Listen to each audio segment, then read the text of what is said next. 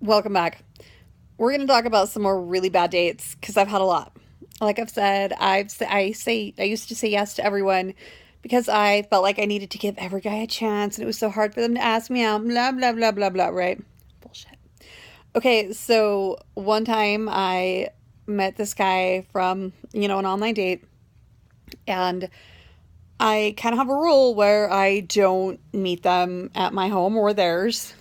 And a lot of them get really upset with me, like, well, what are you, paranoid? And why don't you meet with me? And I'm like, okay, what kind of women are you meeting that go to your house at 10 o'clock at night and they don't know you? Because they're dumbasses and I'm not. So, yeah. So, I have yeah, can't stay in one position for too long. Pain. Okay, so, I'm going to plan on meeting this guy at Starbucks, and he asks if I can pick him up because his car doesn't work. And I'm like, no, I'm not picking you up. If your car doesn't work, then we're not meeting. But he doesn't say this until I'm already at Starbucks, right? So miraculously, his car works and he shows up. And as soon as he gets there, he points out to some lady who's not looking at him, not paying him the slightest bit of attention. And he's like, that's my former neighbor. And it's so awkward being around her and I can't be near her. We have to go. Can we go somewhere else like my house? And I'm like, no, we're not going to your house. We're already here. We're going to order. At this point, I'd already been diagnosed. I was in a walker. I should have been in a wheelchair because I tried really hard to remain walking long after I couldn't. And we're in line and then he leaves. Okay, so for as long as it takes me to shuffle up to the front, like he's gone still. And so I get up there and I'm like, well, I guess I have to order something. I'm here. So I order something and pay for it myself and start drinking it. And then I'm like, screw this. And I text him and I'm like, I'm out. Okay. And so I leave. And that was the first time I'd ever left a date. Ever.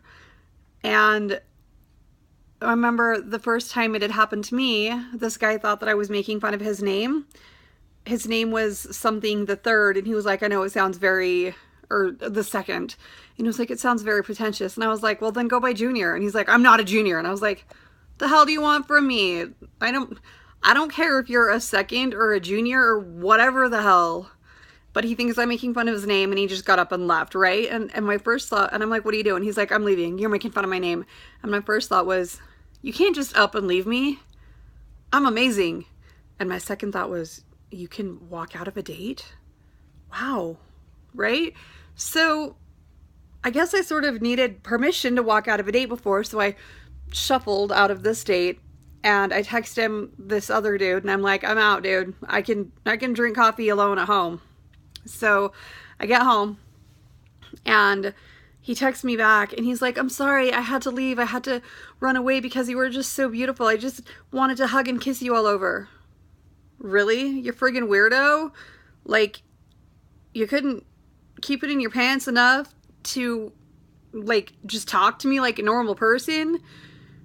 You were so afraid of raping me that you had to leave? You friggin' weirdo? Yeah, of course it wasn't gonna go to your house.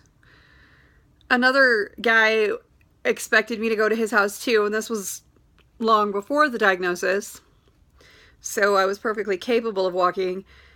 And he asked if we could meet at his work. And I said no, because I feel like that's also home territory.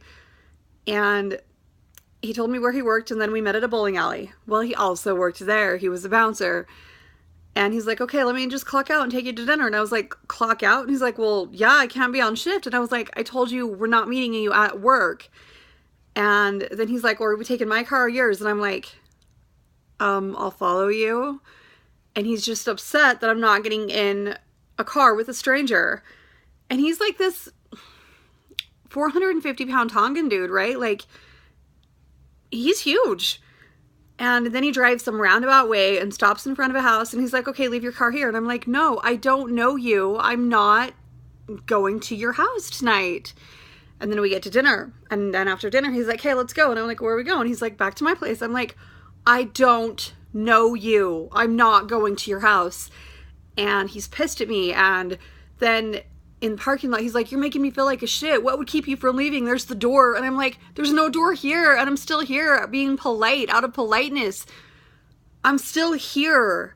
And he's like, well, you're making me feel like a shit not wanting to come into my house. And I'm like, well, I don't know you. And you're kind of acting like a shit by continuing to try to make me come to your house. And I'm like, you're huge. You could really hurt me. And he's like, well, I wouldn't. And I'm like, but I don't know that. And he's like, well, you're making me feel like a shit. And I was like, I don't know that you're not. So seriously, these one date wonders. Oh, man.